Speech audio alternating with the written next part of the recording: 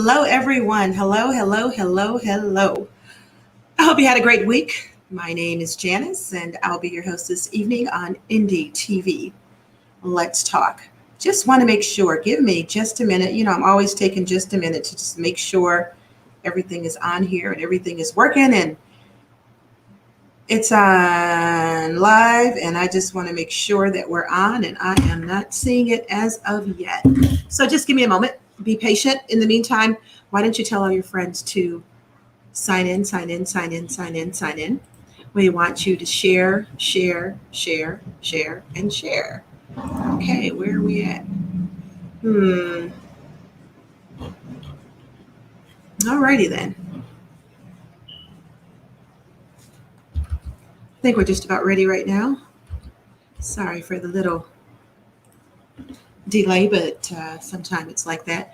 I don't know if everybody was impacted by those storms. I'm just glad we have connectivity, period. Because earlier the internet was down everywhere, and I'm just glad we're on. And I hope you can hear me. And if you can, make a comment, say, I can hear you. You are clear. Come on, tell me something. I want to hear from you. Anyway, today I have an exciting show this evening with special guest Yanni Brown. Yanni is an author, blogger, and relationship intimacy expert. She holds no punches, and she tells it like it is. If you have questions about relationships or intimacy, and don't we all, just put it in the chat box, and I'm going to try to address all of them. Okay? Don't be shy. Put it in the chat box. If you're on, hey, Keisha, I hope you guys can hear me because I know the internet's been going a little bit crazy. Since it's been so hot, I've been under the air conditioner, and now I'm fighting a cold. So please bear with me. These summer colds can be yuck. Chicago, not again. A 14-year-old boy was killed and 17 other people were wounded in 3 separate mass shootings that took place within a span of 6 hours on Wednesday.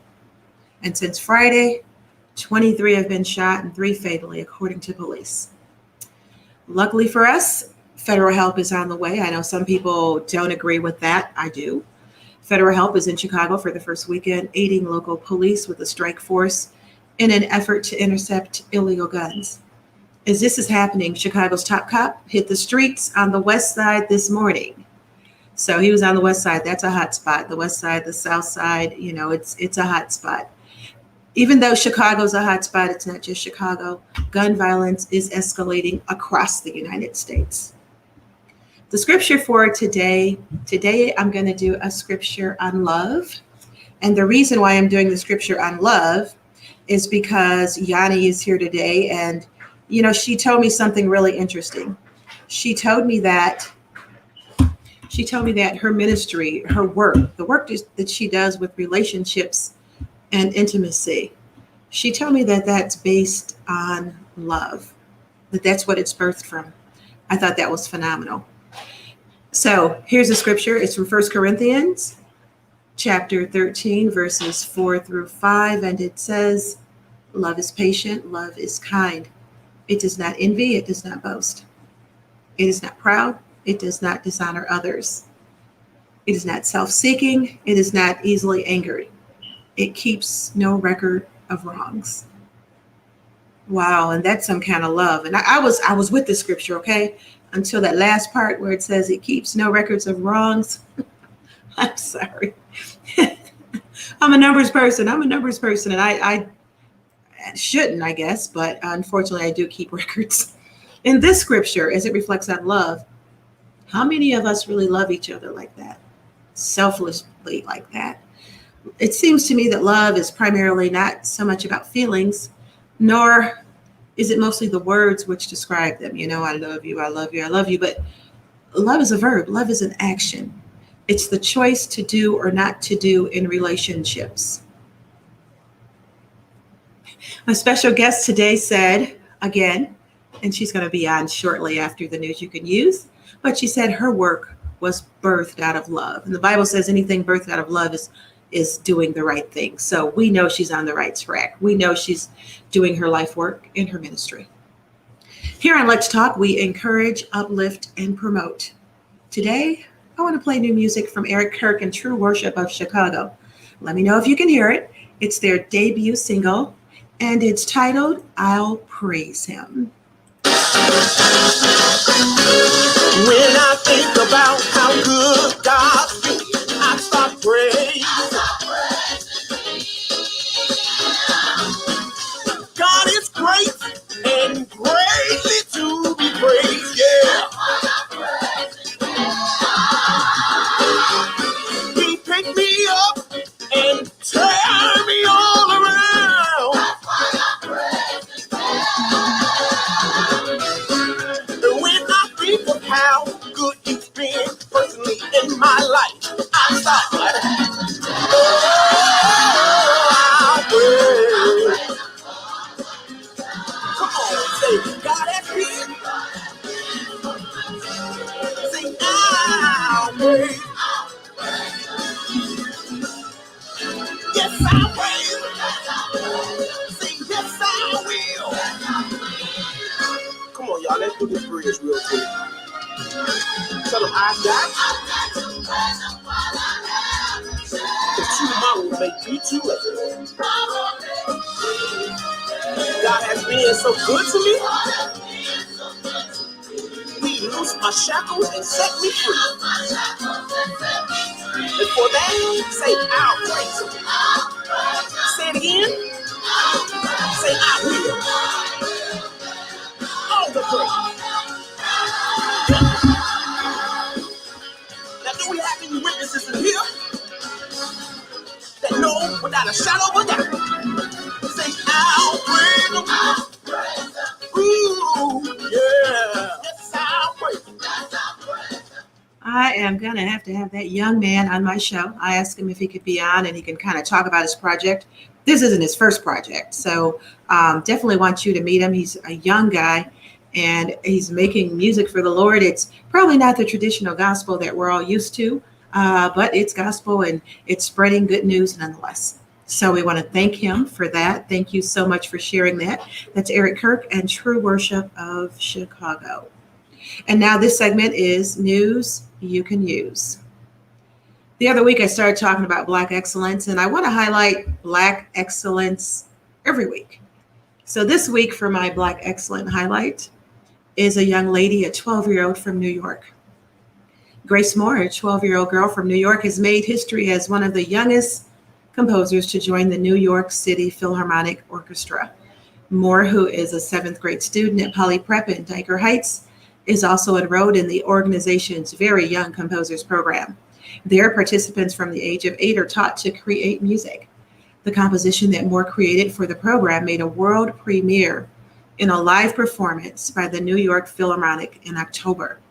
Moore, who started showing her passion for music at the age of 2 when her mother gave her a piano, has showcased extraordinary talent. Moreover, Moore hopes that as a woman of color, she can inspire others to create and appreciate music. Grace Moore, you are Black excellence.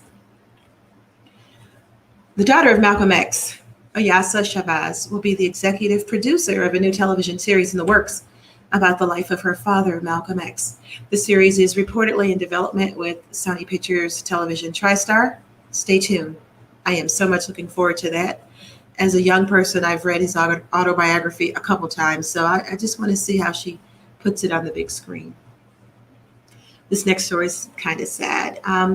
After a years-long, very public battle with addiction, Frankie Lon's mother of Keisha Cole's death is a sober reminder of the lasting effects the disease can have on families. Frankie Lons died of a reported overdose on July 18th at the age of 61, and she died on her birthday. In 2006, Lons was introduced to the world as singer Keisha Cole's mother in her BET reality series, Keisha Cole, The Way It Is. We continued to see her in multiple spin-offs over the years, including her own 2009 series, Frankie and Neffy, which also starred one of her daughters. Throughout her life in the public eye, Lons frequently discussed her experience with addiction openly, offering sobering but honest commentary around her struggles and her wishes for the family. It's unfortunate. We have to really keep our arms around people with addiction. There's times when it looks like they can handle it, but we always got to stay close to them because it can always creep up. And that can be any type of addiction. Now out of Tarrant, Alabama. A white city council leader captured on video using a racial slur toward Black people during a council meeting said he won't apologize and might run for mayor. Others are calling for his resignation. Tarrant City Council member Tommy Bryant told news outlets his use of the word Monday night reflected something that the city's Black mayor, Wayman Newton, had said earlier during a private meeting. During a public session, Bryant, the white city council member, used the slur to refer to a Black female council member, Veronica Freeman. Before the outburst, neighbors asked Bryant about controversial social media posts allegedly made by his wife about race. After being questioned, Bryant stood up and could be heard saying, the N-word, let's get to the N-word. Then he went on to say, do we have a house nigger in here? Do we? Hey, would she please stand up? Now, he said this in a public forum, in a city council meeting. He's representing his city, and he said something like this. Some of the audience gasped at his use of the slur, which was broadcast on Facebook Live, and Freeman left crying. The Black councilman that he was referring to, she left crying. But Bryant was unapologetic. He said, I did what needed to be done. It needed to be brought to light what kind of person the mayor is. The mayor said the video speaks for itself, and in the interview, he denied using that same slur, the mayor who is Black, who said it allegedly in a private meeting. Asked whether he's a racist, Bryant said, it's according to your definition of the word racist. What a lot of the public's definition is, I might be a racist. But according to what the true definition of a racist is, absolutely not, he said. The Alabama NAACP called for his resignation, saying he had disgraced himself and has stained the position he holds. Absolutely, he sure has. Hey, I see people checking in. Hey, Cynthia. Hey, Makiba. Just share. We want to see more people check in because Yanni is coming up shortly. Louisiana father killed by teen who snuck in to see the underage daughter. This is so sad. These young kids got to learn respect, how to treat people, and learn how to deal with conflict resolution, said the police chief, David McDavid. Tragedy struck a Louisiana family Sunday morning when a teenager broke into the home and fatally shot a father of 4. Desmond Hamilton, 34, was shot by 17-year-old Nicholas McWhorter after the teen entered a second-story window of Hamilton's home via a ladder to try and visit his 14-year-old daughter. Hamilton had previously stopped the teen from climbing a ladder to see his daughter when the family lived in an apartment complex. Since the apartment complex, they moved to a home, and the 17-year-old did it again. Both men were armed and fired shots at each other. Hamilton died on the scene after suffering multiple gunshot injuries. McWhorter was treated for serious injuries at the local hospital. Police say it's unclear who fired the first shot. Over the past week, the U.S. reported an average of nearly 50,000 new COVID-19 infections each day, according to CDC data. The highest number of new cases was reported Friday, with more than 81,000 new cases reported. That puts the U.S. in a situation not seen since the spring, as U.S. officials reportedly consider mask guidance. The rise in new infections come amid the spread of the more contagious Delta variant of the disease. CDC director previously called the uptick in cases a pandemic of the unvaccinated. While breakthrough infections cases where vaccinated people test positive for the disease can occur, the vaccines are effective in preventing, oftentimes, serious illness, hospitalizations, and death, according to the CDC. The rise in cases has reopened the debate on the wearing of face masks in public settings. The CDC in May updated its guidance on masks, saying face coverings weren't necessarily for fully vaccinated people in most settings. It still advises that unvaccinated people wear them, especially when indoors. They should have known that wasn't going to work. States and businesses in the U.S. followed suit, ditching the mask requirement for vaccinated individuals. But some areas are now taking a more cautious approach, once again, encouraging all people, regardless of vaccination status, to mask up in public. Officials in Los Angeles County and California reinstated their mask mandate earlier this month, calling the effort to stop rising case numbers an all-hands-on-deck moment. Officials in St. Louis plan to reinstate their mask mandate on Monday, according to Fox 2. The American Academy of Pediatrics earlier this week recommended that all students and staff at schools wear a mask, even if they're vaccinated. According to the CDC, about 49% of the U.S. population is fully vaccinated against COVID-19. Slightly more, about 57% of the U.S. population is partially vaccinated against the disease. Nearly 80% of the U.S. population aged 65 or older is fully vaccinated, which is the highest of any demographic per the CDC. And for this evening, that's the news you can use on NDTV. Let's talk. Next up, we're going to have Yanni Brown. I'm hoping she's here and ready to enter the studio. And she is going to talk about the hot topic that we can't wait to hear about. She's going to talk about relationships and intimacy. And she's here. Hello, Yanni. How are you? I am great. How are you? I'm good. It's so good to see you. Oh my gosh. Thank you so much for being a guest. You know, I'm going to read your little quick bio so they can see who we're dealing with right here. Yanni. Ooh. Yanni Brown brand was birthed from passion for all things love. What some would say was an unsuccessful marriage and the many lessons learned from previous relationships. On the journey of mistakes, learning, sharing, dealing, and healing, she learned that we all had things in common when it came to love, life balance, relationships, and the pursuit of happiness. That commonality was we all want to be loved. The problem that she saw was that we all don't know how to love or have become functional in the dysfunction of what love is. Being a lover of love and all that comes with love, she simply decided to make love her business.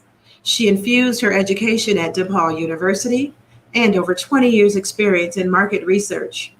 Her passion for making love better together and commitment to sharing with others the power of love and the ability to create better relationships. The awesome yet challenging journey on love, life balance, and pursuit of happiness has been featured. Yanni has been featured in Essence, in Rolling Stone, the Six Brown Chicks blog, the Chicago Defender, the Black Women's Expo, and Black and Married with Kids. Probably best known for her appearance on OWN's Ayanla Fix My Life Season 1, Fix My Backstabbing Friends, with Ayanla's famous line, "Not on my watch." We're going to talk about that amazing experience that taught her to walk in her authentic truth of who she is, but more importantly, who she aspires to be. Help me welcome Yanni Brown. Hey. Hey, wow, that's a lot. And Yeah. I didn't even mention your book. That's okay. Tell us the title of your book. The first one is Making Love Better Begins Within, and the second one is Making Love Better Together, The Art of Intimacy. Ooh, making love better. Okay, so folks, the people that are listening, I want you to share, because Yanni is going to answer your questions if you have any. She's going to answer your questions on relationships and intimacy. So from your quick bio, and I know that's not the full one, but from your quick bio, it sounds like you started in this business because of your experiences. Absolutely. I initially started because I needed additional income. So I started selling adult novelty toys. Mm-hmm. But then being a person who worked in market research, I quickly noticed that sex sales, but couples were in shambles. Like they were having great sex, but everything else was in disarray. Right. So I was like, okay, even my own situation at that time, I was like, okay, this is great, but everything else over here is falling apart. So I was like, okay, there has to be something else in addition to great sex. Like I say often, we can have great sex, but can we have a conversation the next day? Or can we be comfortable in complete silence with our mates? So, that's a huge factor in my research over the years and just in gaining knowledge and experience that was missing. Wow. Can you explain? Someone was asking me earlier what, now there's probably more sites for people to hook up. There's all these things for people to hook up. And now it seems like people are lonelier than ever. Can you explain that? I mean, you can go anywhere and point and click and meet somebody, but Well, people because are here's the deal. Uh, you know how you can just buy, but it's never really what you want. So you can accumulate all these relationships. You can have all these dates, but still be lonely at the end of the date. That's because you're thinking of quantity and not quality.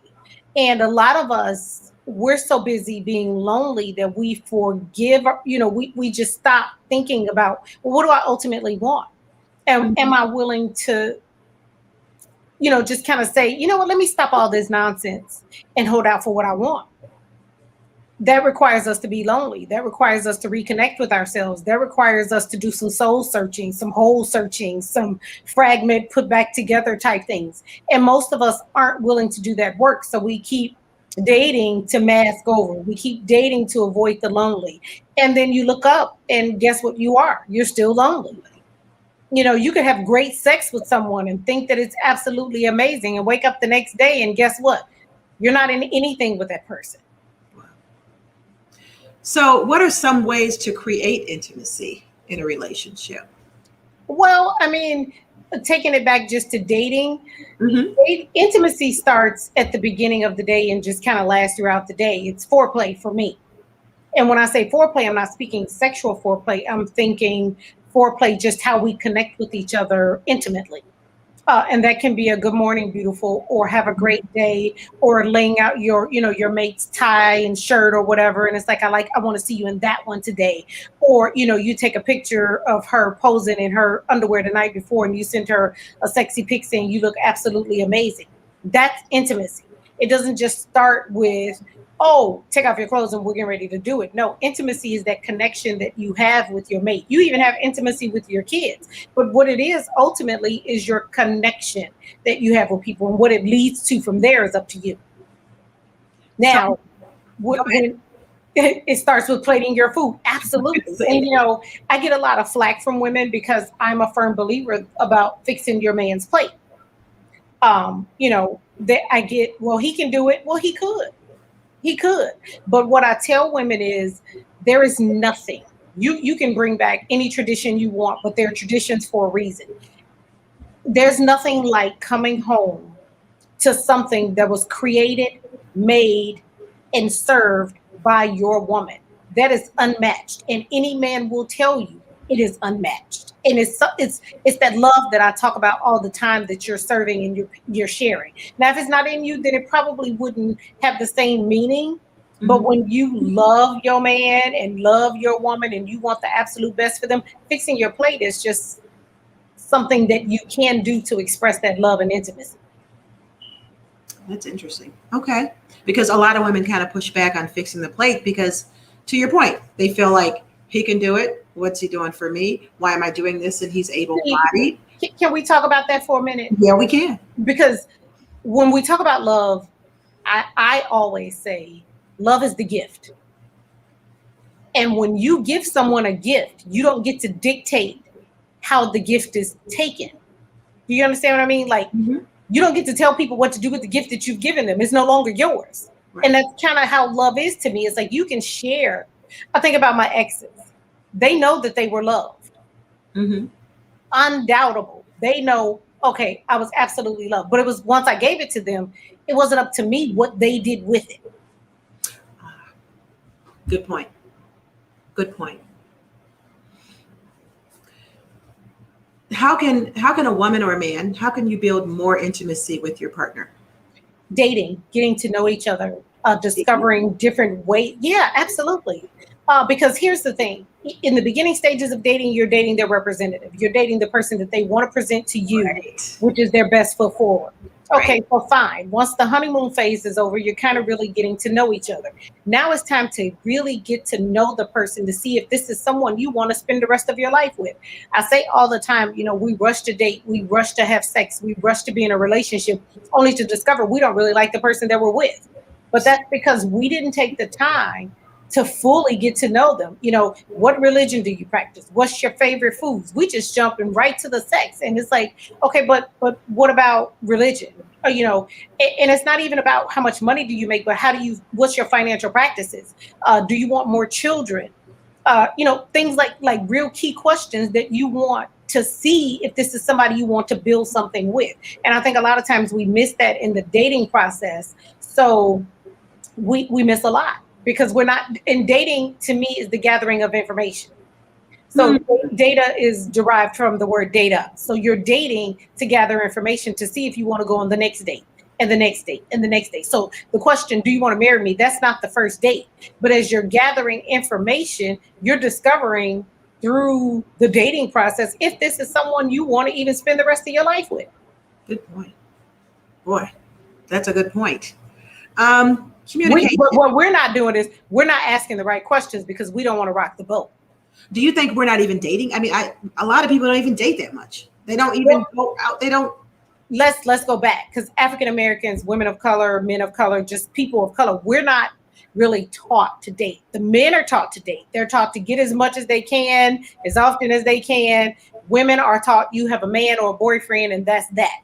But I'm a firm believer, even from the teenage years, when you teach your children to date, you're gathering information about people, not just the boyfriend, but your friends, your girlfriends, your guy friends, whomever you're with.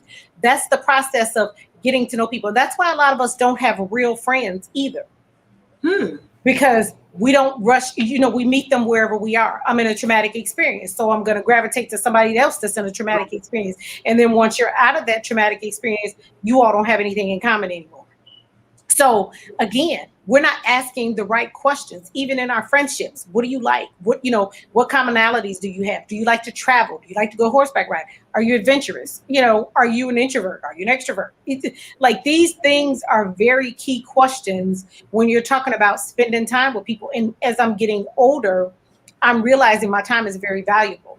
And I want to spend it with people that are not complaining. I want to spend it with people that are trying to take life to the next level. And that all backs up to, does that line up with my values? And a bigger question is, do you even know what you value? See, that taps into a whole nother conversation of, what do you know about you? What do you like about you? And how can you, share that with somebody else? When you talk about communicating and dating and asking questions, how do I communicate better for intimacy? What key questions do I ask? You ask the questions that you want to know. Okay. We don't want to ask the questions that we want to know because we don't want to rock the boat. Right. Like, we don't want to say, are you, here's my dating questions. Okay. Are you dating anyone, sleeping with anyone, having sex with anybody, having oral sex with anybody, giving oral sex and or receiving oral sex? Because now I'm asking you very specific questions about what it is that I want to know that benefits me. Because now you can't say, well, you didn't ask that. And I'm also a firm believer of, you need to ask as you're getting to know each other, what do you like sexually? Because there's nothing worse than spending all this time, investing all this time with somebody, and you all aren't compatible sexually. Now you got to teach him or her what it is that you like, when you should just be showing them, and then they kind of gravitate from there. Right. So yeah, you ask what you want to know. And you be very specific. And then I will actually say, incorporate dates. Daytime dates. Okay. Daytime dates are great for getting to know people, because when you talk about nighttime dates, now there's this pressure to have sex. Right. There's this pressure because, we're moving from sex, which is, the actual physical, to oral, which is not really sex, but it's still satisfying.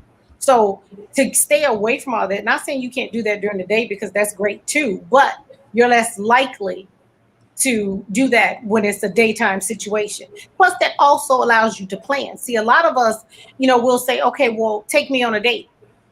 And then it's not what you expected the date to be, but you didn't ask any questions. How should I dress? What am I planning for? What are we looking forward to in terms of our dating experience? And did you plan something? Oh, I thought I was just going to hang out with you. And then at that moment, as women, we do not say, well, you know what, you need to do better, because that's not going to work for me. And we should do that. We should tell them that. Yes, because if you don't teach them how you want to be treated, that's right, then you are subject to be treated however you get treated. The same with men. It's like if you let a woman just come over your house all the time and and that's okay with you, now you're setting up the relationship for it to be that. When you know you want to go on some dates, you know you'd like for her to show you her world or whatever. Let me see the world through your eyes. Plan a date. True. So what if a woman asks all those questions, or a man, and the person answers the questions the way they think the woman want to hear, or the man want to hear, and they're lying? Well, see, here's the thing. How do you protect yourself? You said something earlier. First of all, there's no protection from love. Please know there is no protection from love. It can and will hurt you. You go into it knowing that, and you have to. But how you match it is something you said earlier. It's an action. It's a verb. So not only does your actions have to line up with your language and your verbiage, it all has to match. You can't say one thing and do another. They have to go together. And then I'm going to add, it has to be consistent. Because if it's not consistent, then it's not who you are. Mm-hmm. And that'll show up too. And I use this phrase all the time.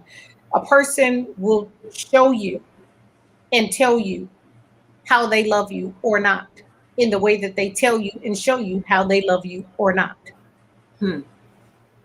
You're right. Action speaks louder than words. Absolutely. And then at that point, that person on the receiving end, or not receiving end, I should say, needs to make a decision for them and them only.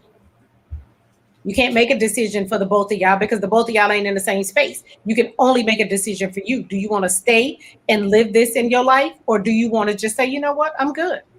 Right. And then at that point we walk away, because sometimes and I heard you say love is long suffering. Sometimes us as women, we stay way longer than we need to stay, and we pay longer than we need to pay. And the reality is, when a man leaves, hear me clearly, when a man leaves, he's gone. They don't care about your tears. It's fine for like 5 minutes. Right. When they are ready to go, they're ready to go.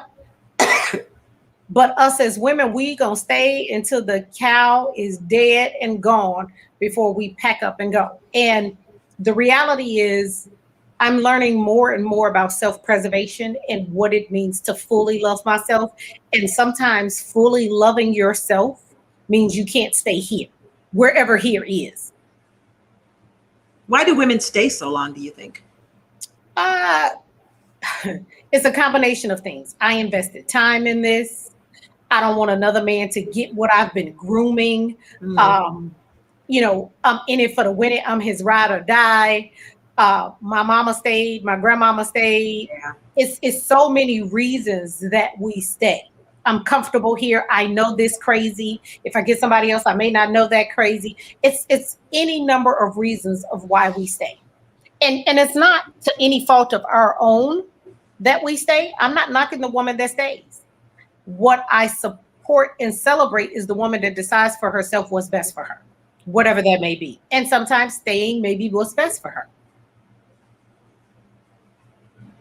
Can too much intimacy be bad for a relationship? Never. Never? Never. Okay. No, never. Okay.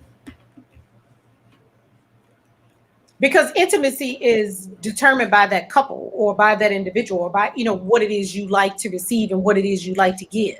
There's no such thing as too much intimacy. I think couples that understand what intimacy truly is, they understand that it's giving and taking while simultaneously giving and taking. Why does it seem that some people struggle with intimacy, particularly men? Or am I being unfair by saying men? Well, I'll help you. Okay. Both struggle for a number of reasons. Okay. Women struggle because we're not taught really to enjoy sex. We're not taught to enjoy sex? No, ma'am.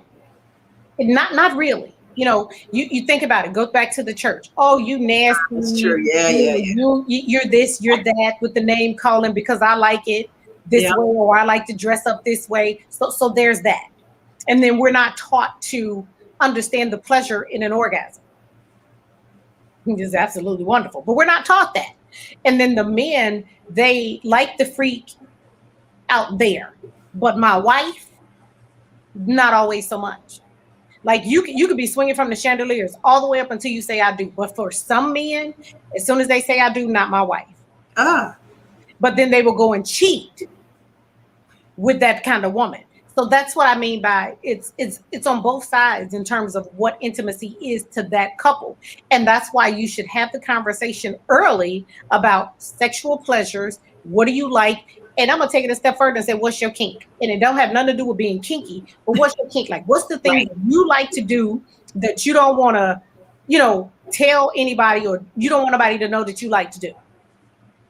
Or what do you like to do that you would like to share with me? I'm a big proponent of what's your fantasy in the bedroom, because you can't be vulnerable with your mate until you start having conversations like this. But you got to be safe and sure that your mate is not going to throw that back in your face later.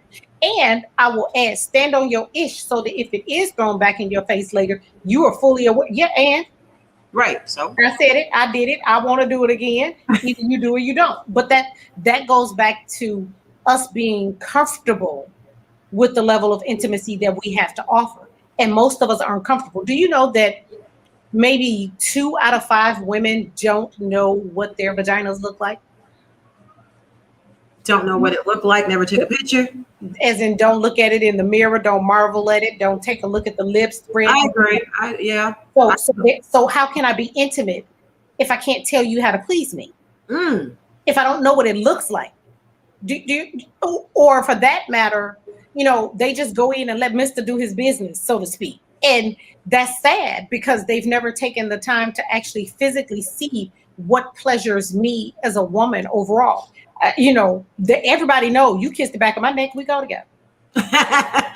Okay. Because I am fully aware of what pleases me sexually, intimately, the whole nine. And men are open to things, but it's all in how you introduce him to those things. So women should be more in tune with their bodies, and they should be able to admire their vagina and admire women parts. Actually, just their whole bodies in general, because you stuck with that body. You know what I mean? Like, that's your body.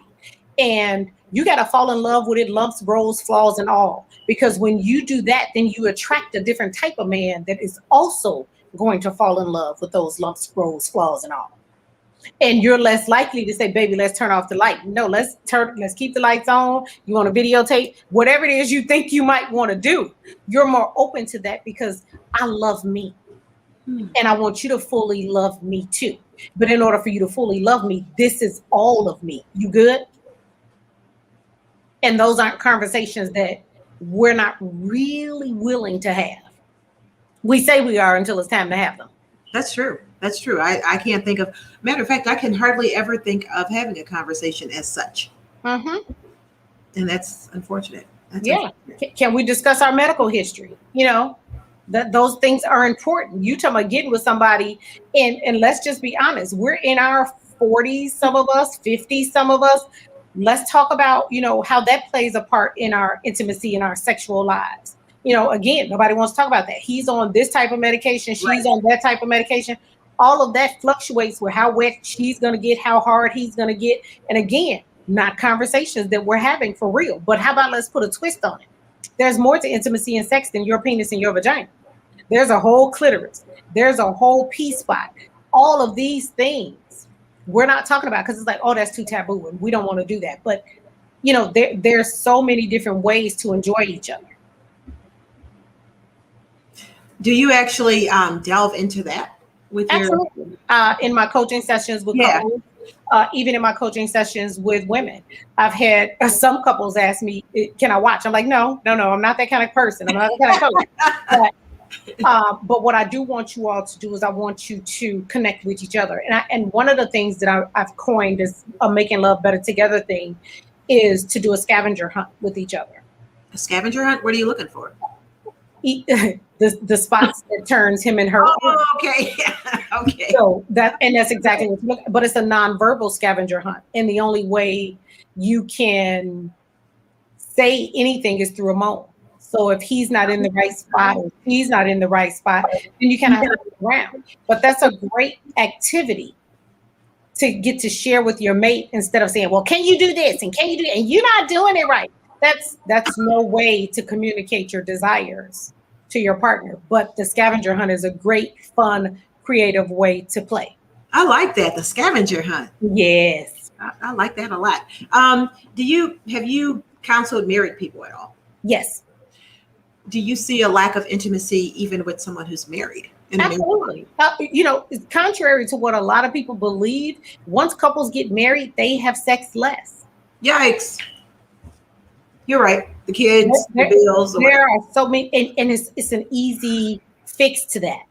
I've told so many men and so many women, once you get married, once you start having kids, once you have a mortgage and a dog and a white picket fence, absolutely keep your physicals up to date, because it could be a medical change. True. You might need to see a nutritionist. You might need to eat differently. You might need to lay off the fried, salty foods. There are so many things that play into the bedroom that has nothing to do with the bedroom.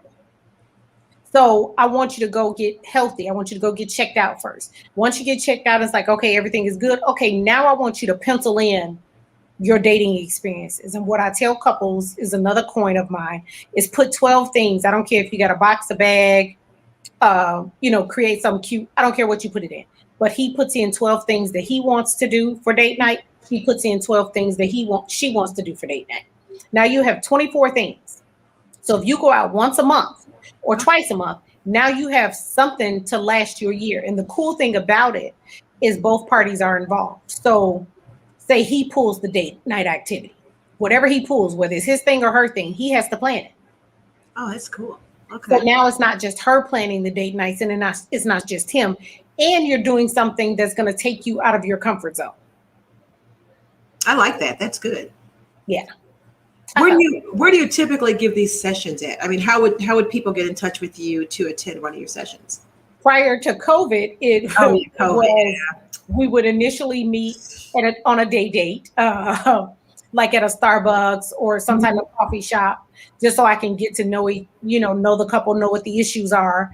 And we, of course, talk about how everything is confidential. And then we go from there. I also have what's called a bedroom audit. One of my workshops is literally called a bedroom audit, because a lot of times what's missing in the bedroom is everything that's going on in the bedroom that has nothing to do with intimacy. So now the bedroom has become the dumping ground. It's where the kids come and go to sleep. It's where the video games are. It's where the TV is. It's where all the clothes are. And it's like, okay, well, can we do an audit and get rid of some of these things? And what I'm going to do is I'm going to give you homework. One of the big things about what I do is I'm big on giving couples and my women that I coach homework assignments, because I don't want you to think that I'm going to do your work. It's your work. And that's what we do. We take it step by step, workshop by workshop. And some of them are brought to a total of 3 hours. You can break that 3 hours up however you want. Mm-hmm. And you pay for, 3 hourly sessions or 1.5 hour, however you choose to do it, because I want you to maximize what we're doing. And, a lot of it is through emails, because I'm not here to waste your time and I don't want you wasting mine. And then I come in where I need to come in, and then we have a good time. And then we do, check-ins and checkpoints. I have couples writing each other love letters. So it really is, unless it's like a basic workshop, it's really specific to that couple. That's nice. You're doing great work. Thank you. Great work. Question for you. Threesomes. Do you find that single people or married people, when you have this pot of everything that you want to do, and if someone puts a threesome in it, do you find that married people ask about that, or single, or both? Both. Both?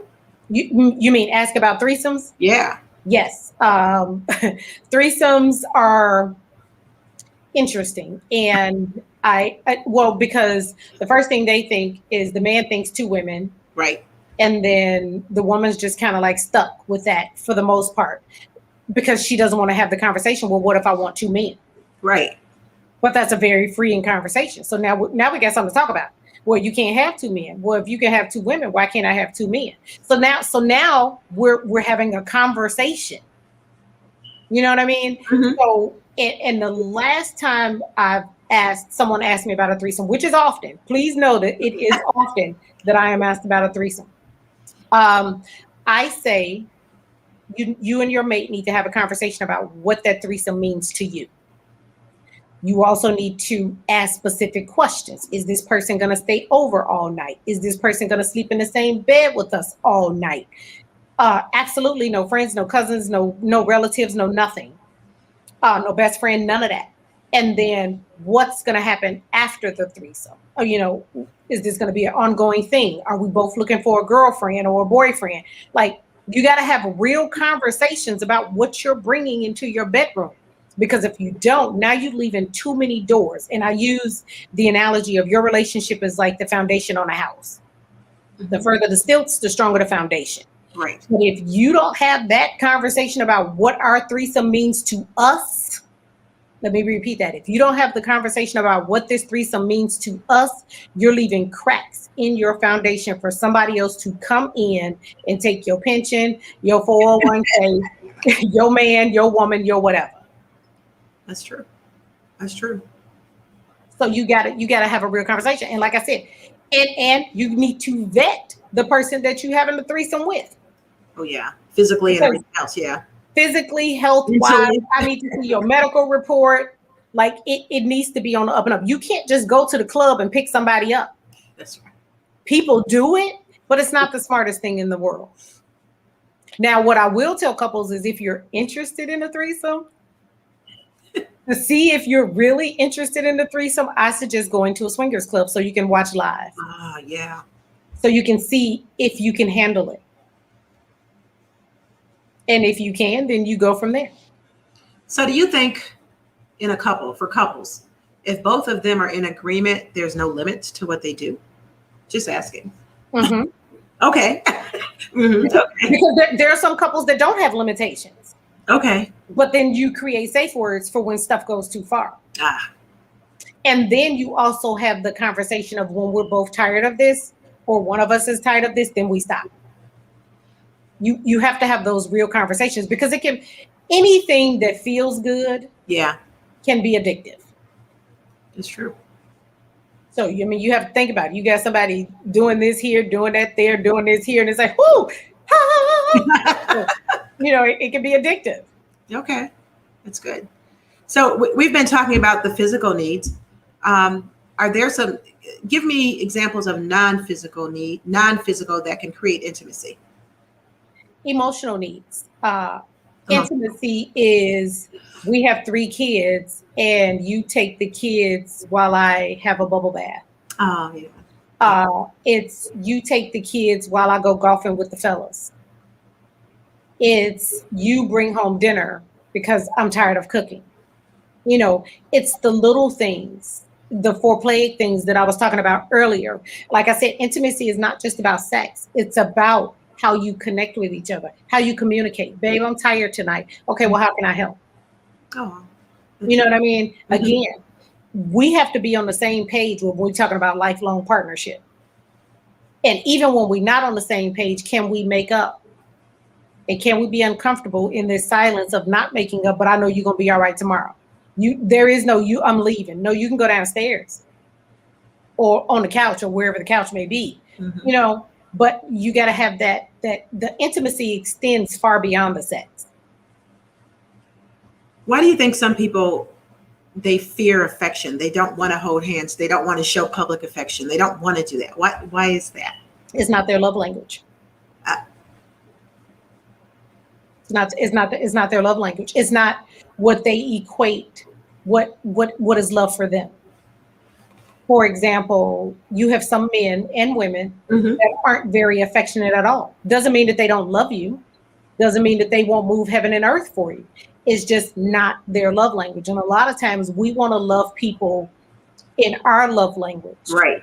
And not their love language. So, for example, gifts or acts of service. They may appreciate that more than you trying to hold their hand. Now, granted, are you going to hold my hand sometimes? Absolutely. But I understand you're not the most affectionate person in the world.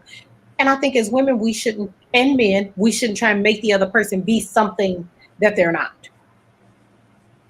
But that goes back to the dating process, because you would have discovered that in the dating process. And then you would have gathered that data and said, okay, let me look at this analysis. Do I want somebody that don't do physical touch? Do I want somebody that don't do PDA?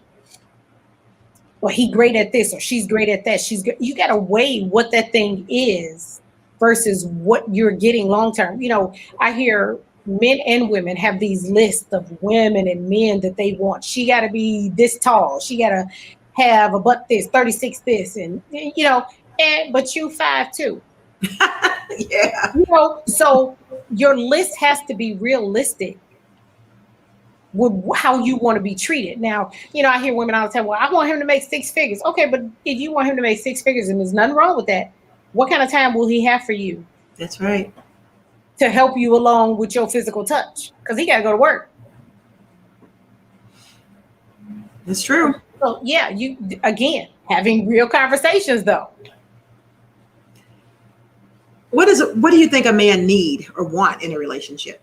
Oh, that varies depending on the man. Okay, different men want different things. Different men want different things. Different women want different things.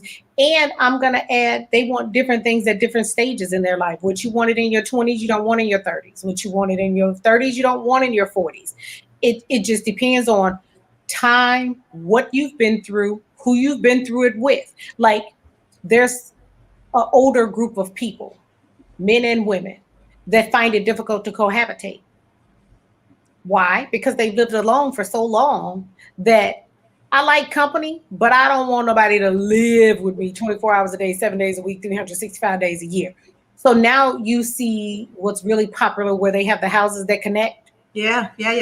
That's and it is funny because I'm old school. Do you remember Rob Petrie? Yes. Big Van Dyke Show. You ever know they had 2 separate beds? Yeah. Back in the day, a lot of them had 2 separate beds. But I never understood that until I got older. You understood it. Okay.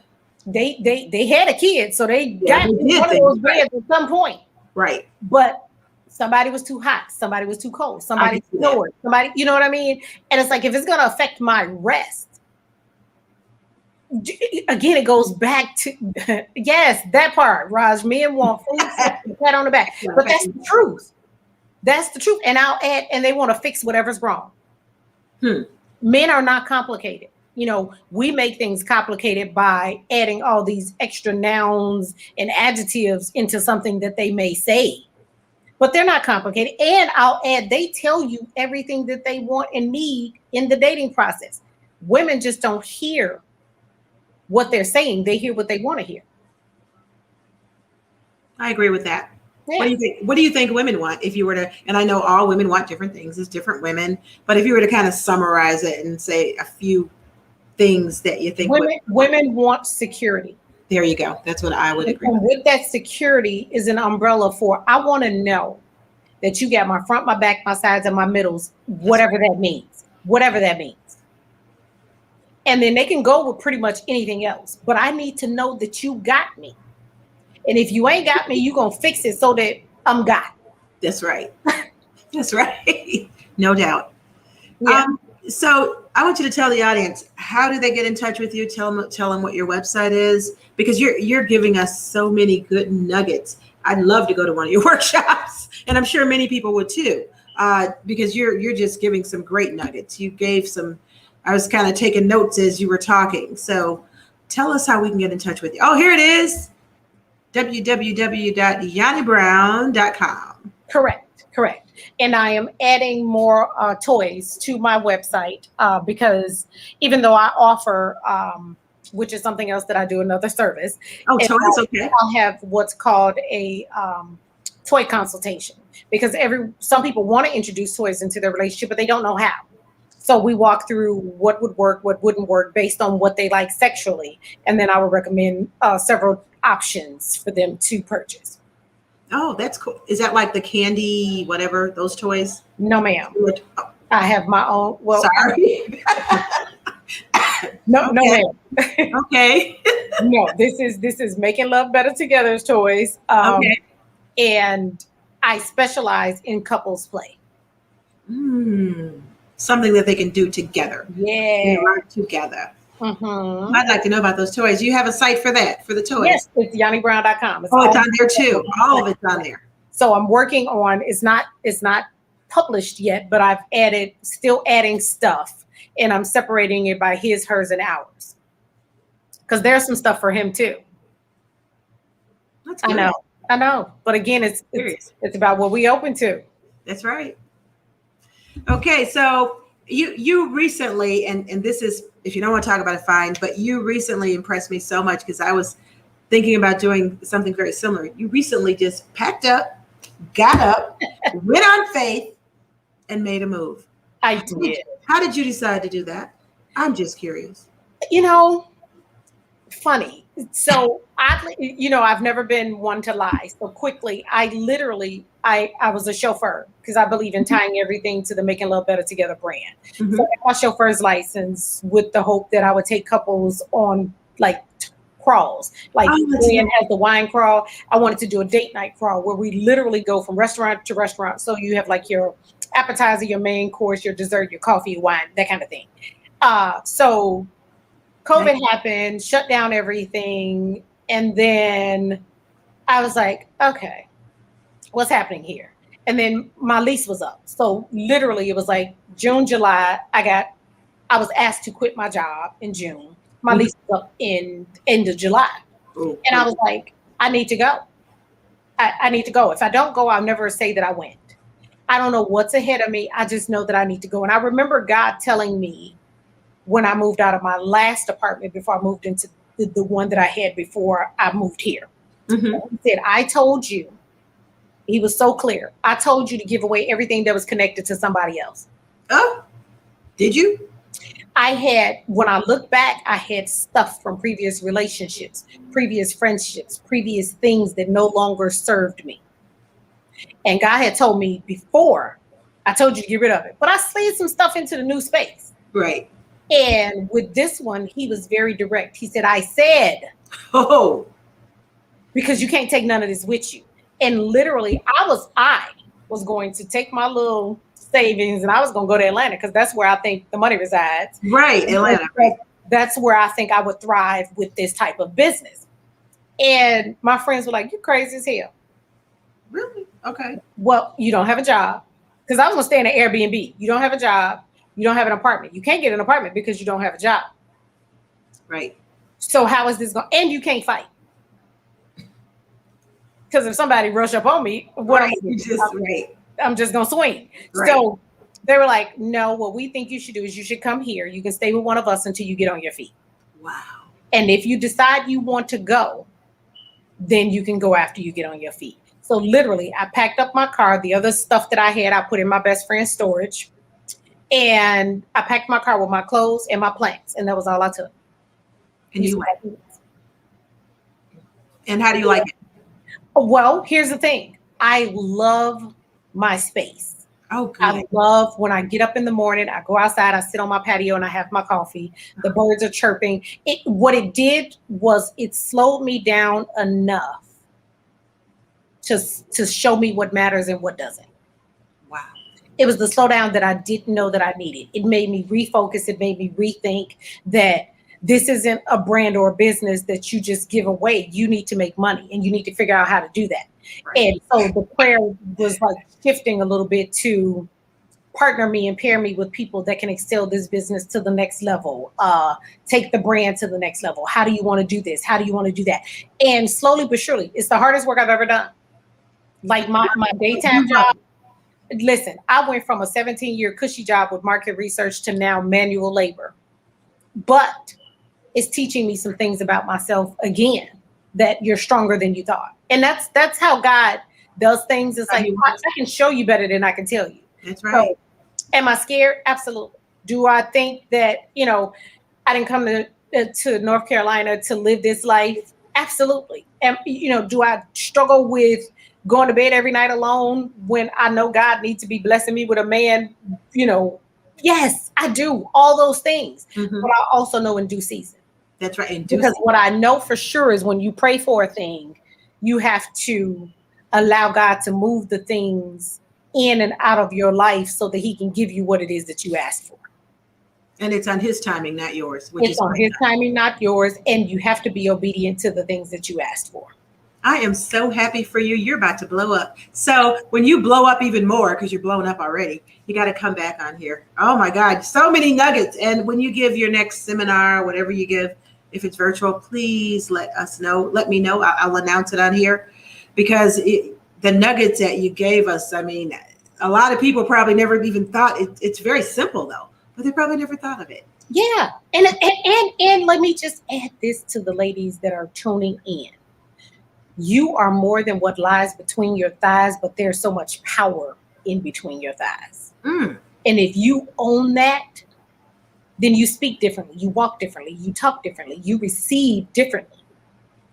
And the only way I can tell you what that's like is for you to understand where your power is. Own your pleasure. Own your pleasure from head to toe, because 4 out of 5 men are going to have their orgasm where 2 out of 5 will not for women. You better preach that. And you better hurry up and have that seminar so I can go to it. Thank you again, Yanni Brown. www.yannibrown.com. Is she awesome or not? Oh my God. Yeah, I can see you blowing up. And when you get on television on a major network doing this, you may remember, I think we talked about Dr. Ruth long time ago. Girl, you run rings and circles around her, because I used to listen to her a little bit. You run rings and circles, and nuggets that you gave in this little short, brief discussion. I'd love to see you on major network. Whew. Anyway, okay, so we have to close up. Our time is up, and we appreciate everyone tuning in. You guys have a great week, a blessed week, and Yanni, thank you. You are very welcome. Thank you for having me. All right, good night, y'all. Good night. Camped out at home for COVID? Join us, Indie TV, where you will see the talk shows, movies, drama, action, and comedy. Be the first and see it first. Sign up now for free at Indie TV.